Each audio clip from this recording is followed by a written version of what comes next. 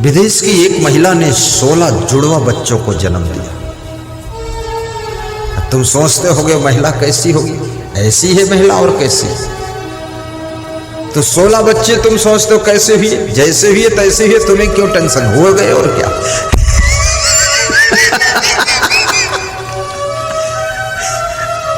16 बच्चे।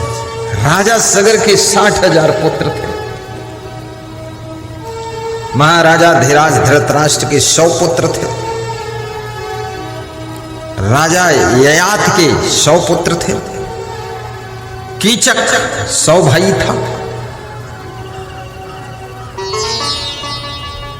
अभी तो महिलाएं इतनी कमजोर हैं, ये तो एक ही बच्चे को जन्म देने में अधमरी हो जाती है। इनके शरीर में इतनी शक्ति नहीं है।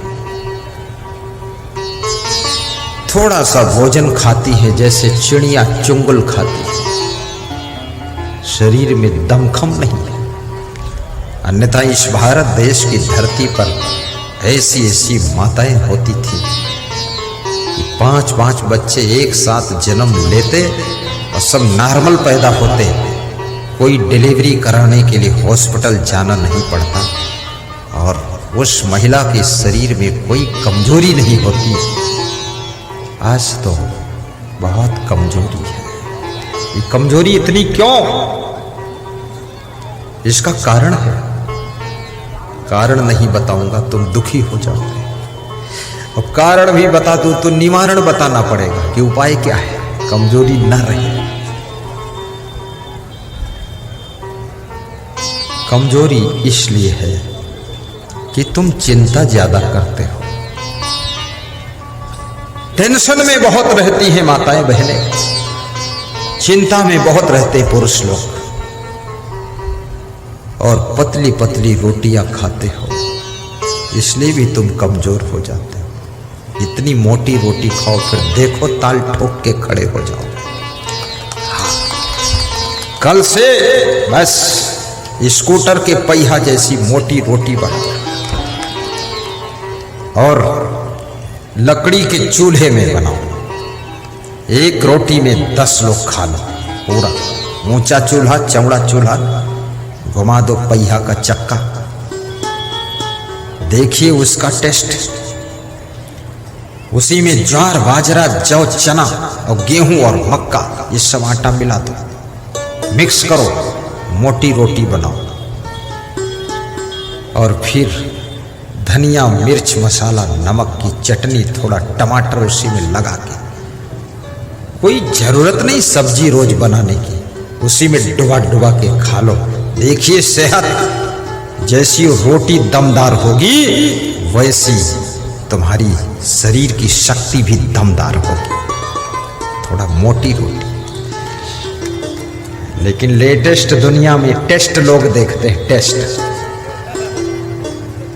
आज की 50 साल पहले खाने पीने की चीजें इतनी कहां थी, इतने आइटम कहां थे।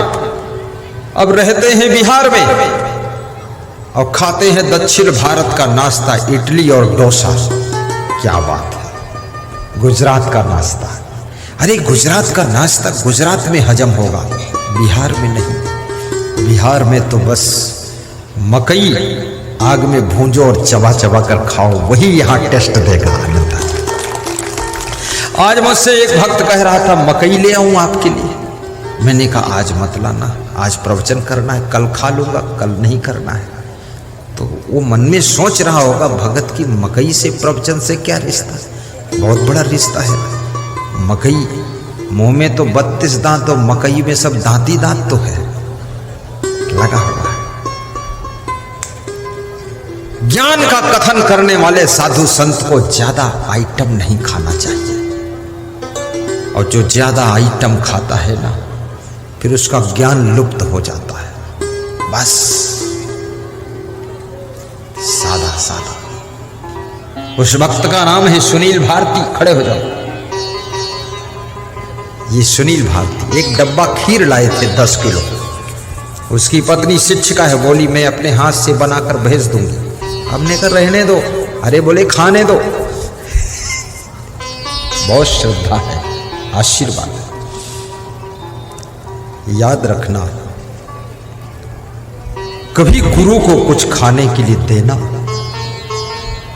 तो गुरु कभी उसे स्पर्श कर ले तो भी समझ लो गुरु का भोग लग गया है, और गुरु देख ले तो समझ लो दृष्टि भोग लग गया है, और गुरु थोड़ा चख ले तो समझ लो कि अब मुख भोग लग गया है, और गुरु सबको बांट दे तो समझ लेना अब गुरुदेव ने वितरण का भोग लगा दिया है।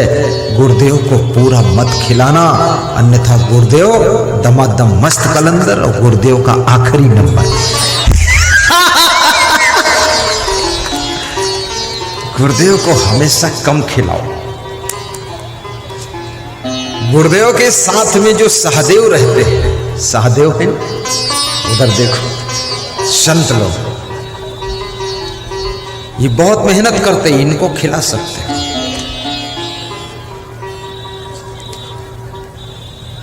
हमारे राजस्थान के एक भक्त ने 26 प्रकार का नाश्ता रखा मेरे सामने, तो मैंने कहे तो बहुत है, तो उसने बहुत अच्छा मुझे जवाब दिया, बोले बहुत है खाने के लिए नहीं देखने के लिए है, दृष्टि डाल दो,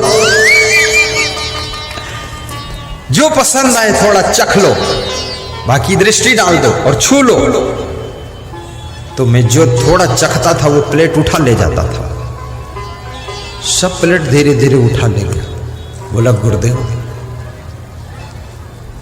आपके प्रेम में सब बना है, भक्त भी बैठे हैं, संत भी बैठे हैं, बस आप दृष्टि भोग लगाइए, स्पर्श भोग लगाइए, और आप थोड़ा चख लीजिए, और जितनी इच्छा हो खा लीजिए, उसके बाद सब प्रसाद बटेगा। सच है।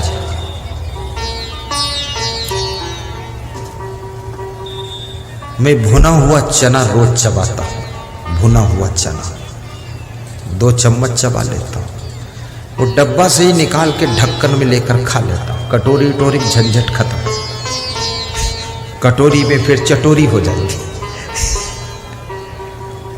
और आपसे भी निवेदन करूंगा कि भोजन जब करने बैठना तब गुस्सा न करना, क्योंकि अन्न देवता है और रसोई अन्नपूर्णा मंदिर है, और तुम्हारी धर्म पत्नी अन्नपूर्णा मंदिर में अन्न पकाने वाली देवी है। भोजन खाने बैठो तो प्रसन्न होकर मुस्कुरा कर धीरे धीरे चबा चबा कर खाइए, और भोजन बनाने वाली महिला को धन्यवाद भी दीजिए कि धन्य हो, रोज बनाती हो, कभी उबती डूबती नहीं हो। महिलाओं से भी मैं कहूँगा तुम भी थोड़ा कम खाना, बस कम खाना चाहिए। 3 बार में खा लो, 4 बार खा लो, लेकिन एक बार में भरो मत ज्यादा। पेट अगर निकलने लग जाए तो चिंता का विषय है, पेट में सिमटा रहना चाहिए। डाइट पे कंट्रोल करिए, और यदि हो सके तो और मिल सके तो सबसे बड़ी दवा बता रहा हूं, आज बता दूं। सुबह सुबह 1 गाजर, 1 मूली, 1 सलजम, 1 चुकंदर, 1 खीरा, हरी मिर्च और सेंधा नमक, काला नमक, सब छोटा छोटा काट के उसमें डाल के मिला के, और मुट्ठी भर चना शाम को भिगा के फुला के उसे मिला के, मुट्ठी भर मूंग, खड़ी मूंग भिगा के फुला के अंकुरित करके मिला के, और मुट्ठी भर गेहूं रात में फुला के अंकुरित करके उसमें मिला दो। बनाओगे करीब ये सब थोड़ा थोड़ा 1 किलो तैयार होगा। पति पत्नी और बच्चों के साथ बैठकर सुबह सुबह सप्ताह में 3 दिन खा लो, देखो कितनी बुद्धि बढ़ेगी आपकी, चेहरे पर चमक आ जाएगी, लाइट आ जाएगी। ये बहुत क्रीम पाउडर लगाने की जरूरत नहीं पड़ेगी, हाँ पूरा ऐसे ही चमक जाओ। मैं चमका कर जाऊंगा यहां से तुमको।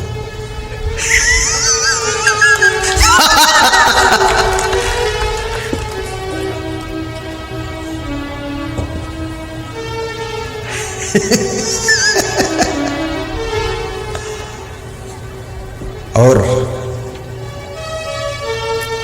प्रसन्न बदन रहा करो, खूब मेहनत किया करो, सुबह सुबह की धूप भी लिया करो।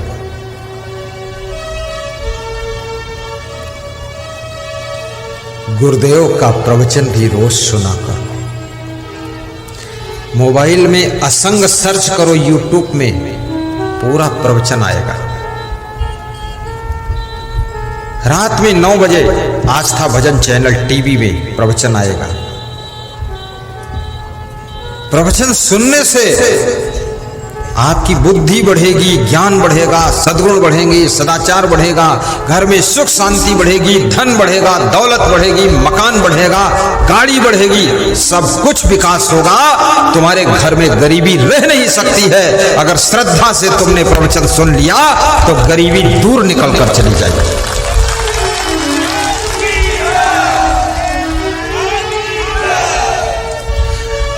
आज हमारे परम भक्त श्री ओम प्रकाश मेहता जी, खड़े हो जाओ, इधर आओ, पंखा चलाओ, ऊपर आ जाओ। वो कह रहे थे 4 साल से गुरुदेव का प्रवचन सुन रहा हूं। दे दो थोड़ा, वहां बैठ जाओ। ये श्रवण कुमार यादव हैं जो चमर डुला रहे हैं, ये ओम प्रकाश मेहता है। अगर चमर डुलाना है तो सफेद कपड़ा पहन कर आ जाना पड़ेगा। हाँ, ये सेवा मिल जाती है थोड़ा थोड़ा।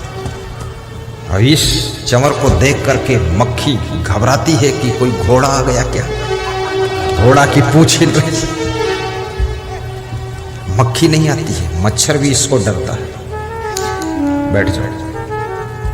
सज्जनों, ये भक्त कह रहा था आज कि 4 साल से सत्संग सुन रहा हूं, 2 मंजिल मकान बन गया, 4 पहिया फर्स्ट क्लास कार आ गई है, दुकान खुल गई है।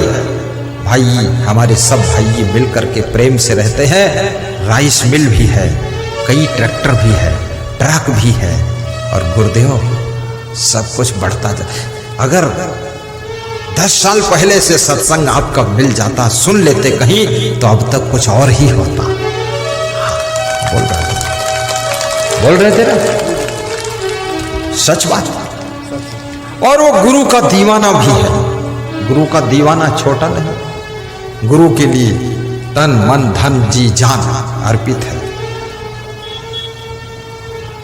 तोन्हा में कार्यक्रम आपने ही किया था, समस्त ग्रामवासियों का सहयोग था। वास्तव में सत्संग आपको धनवान भी बनाता है, गुणवान बनाता है, सत्संग महान बनाता है।